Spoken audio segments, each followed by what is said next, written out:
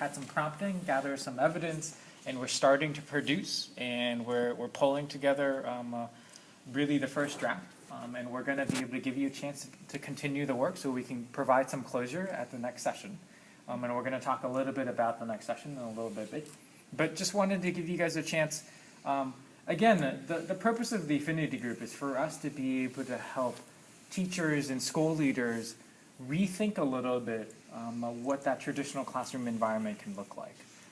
It's meant to provide some exposure, to be able for you to be able to meet some other people and to challenge your thinking a little bit. So we hope that we've designed these sessions to be able to do that.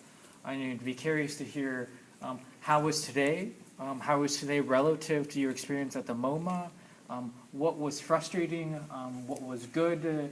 If you were to do this with kids, what are the things might you really want to think about? Really, any reflection of that sort would be helpful. I found the tutorial very helpful. Even though I didn't use all those bits and pieces necessarily today, just sort of introduced me to this because I've never done it before. And I also thought it was a lot easier than iMovie. So thank you, Paul. That was helpful. So my studio's just I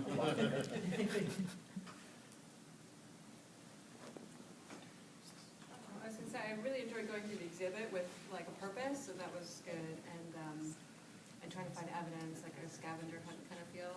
And I thought it was really well organized, but then I just feel like there wasn't enough time, and then it gets really frustrating. Like, because then with it's technology, I'm like, where did the picture go? You know, and I just start, if there's technology involved, I just get more flustered in a way. So there's more time.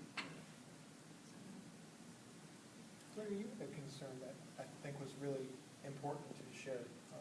Well, it's a concern that I had as a teacher taking kids to a museum, that they would spend the time looking at the signage and not looking at the visual. I mean, that's why here, instead of staying in the classroom.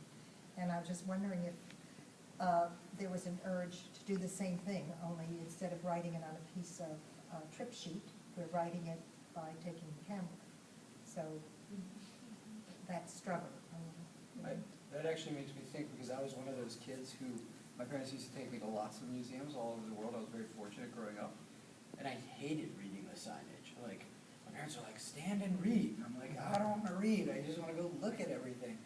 And I think that, you know, it just made me think, like, if I had an iPad, and they would have been like, okay, Google something. Like, Google some other images of this, or go look at some other things. Like, you know, I didn't think that when we were standing there, and yet when I came back and made the iBook, I was, you know, copying and pasting from this article and that article, and then pulling it all together, and I could have been doing that while I was looking at it.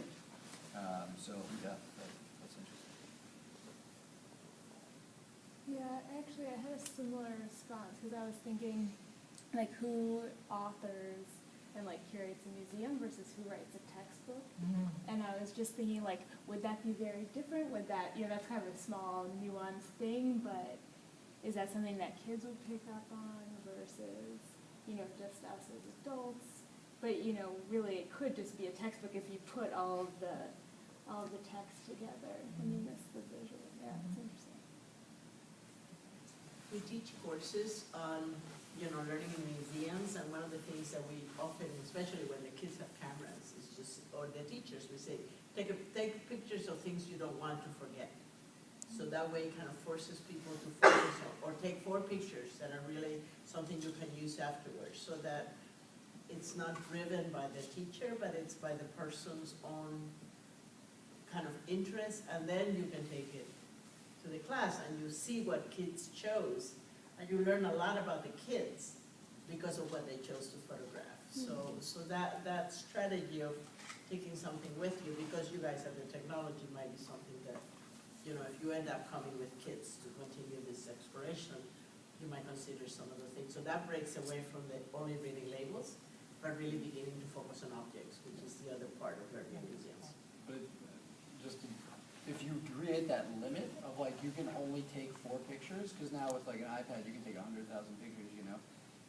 But if you really focus on like, you have to only take 4 and you got to keep deleting like the other ones, you wouldn't be taking it of the placard. You'd like take notes of the placard, or say who would go back and investigate that, but I can only take 4 people. The questions that directed the learning, I thought was the best part of the whole thing, in that I've just been here, and we went through the dinosaur exhibit, and we went through the dinosaur exhibit. Oh, dinosaurs, yeah, big ones, small ones, flying ones, meat eaters, plant eaters, but we spent an hour in one room, all right, and I've never done that. We come to the museum, and it's so big, and there's so much to see, and I'm a plaque reader, and my wife's not, so she's schlepping me, no matter what, and we just zipped through, and we saw a lot. Do we remember anything? No. Okay, so just the focusing of our attention on one specific, and not just the room, but one specific aspect of one specific dinosaur, and then relating it to the other dinosaurs in that room was a very interesting exercise. And well done.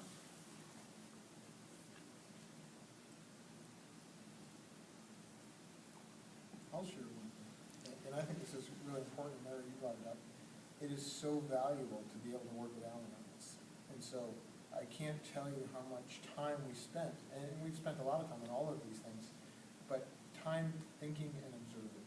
And that's, as we're thinking about this work, how important it is to step back, take a breath, and just absorb it a little bit.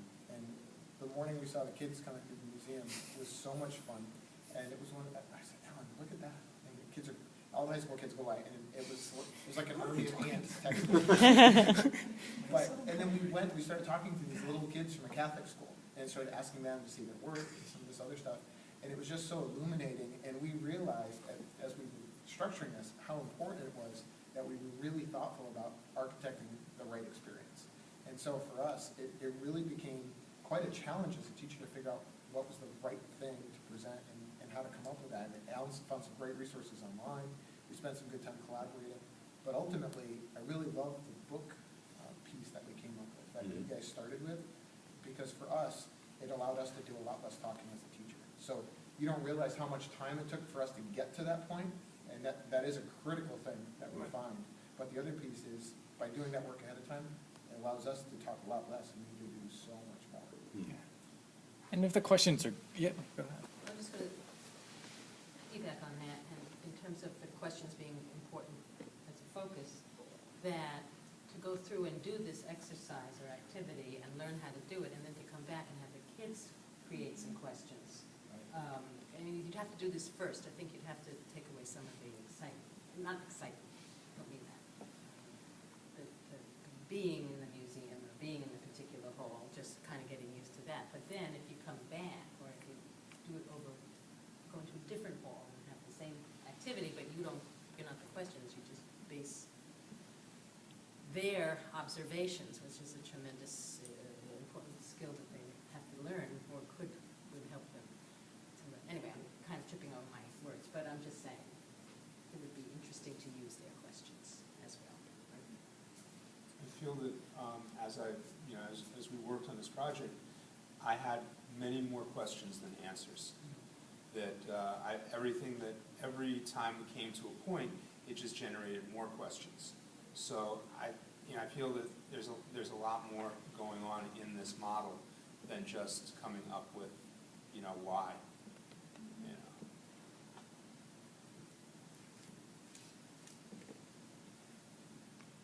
And you can think a little bit about it if we, backwards mapping, right? So even if you want to go back and look at what the standards are, and a lot of the science standards don't focus as much about specific content knowledge, but as much as it's about a process and an investigation and studying the scientific principle.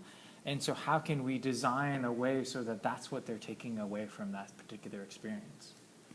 I wanted to share, this exercise was similar to some of the work we do with our high school kids. In particular, we've started this new series of programs called Virtual World, which is a camp experience. It's immersive. It's 1 or 2 weeks in the summer. And so for the first half of the day, the kids are in the halls learning about, in this case, late Cretaceous marine life and environment.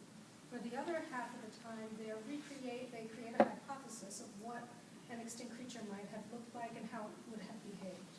And then they spend the rest of the time creating that creature in sculptures based on what the evidence that they know and what they might conjecture, what color it was, how it moved, and then we move into a 3D environment where they then try to move it or look at the environment in which it would live and the other creatures with which it would live.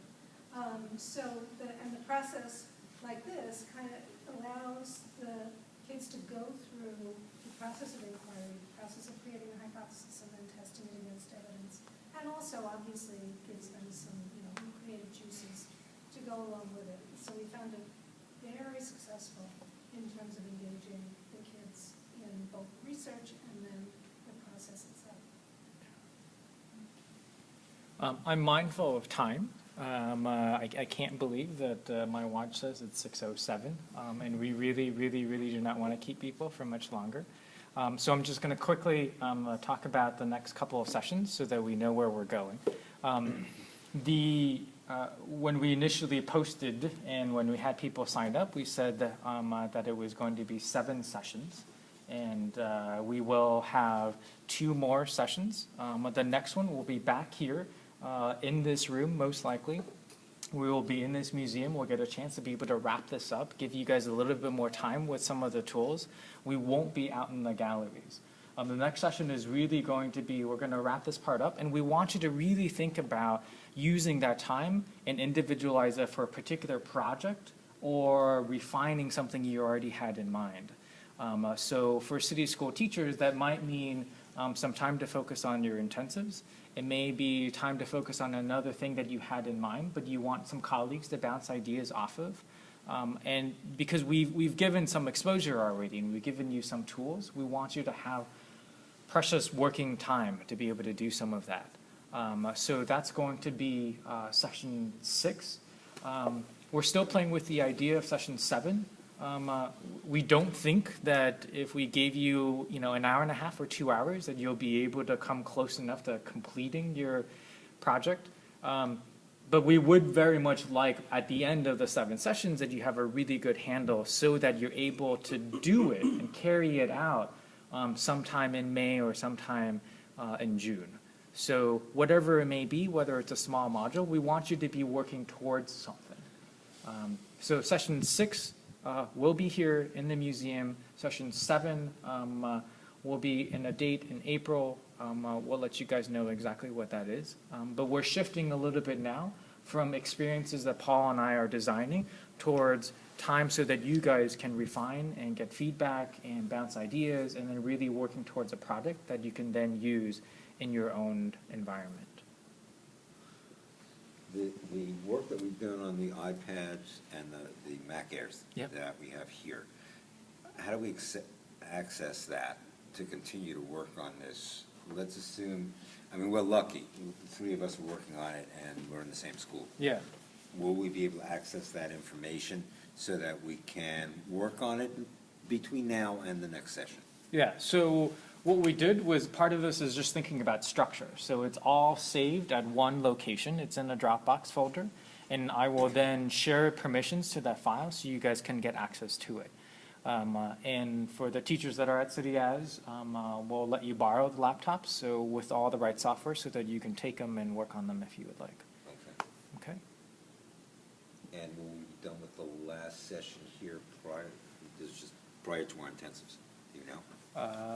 We will have, yes, we'll have 2 more sessions before intensives, yes. So the next session is going to be on our project, not necessarily finishing up this.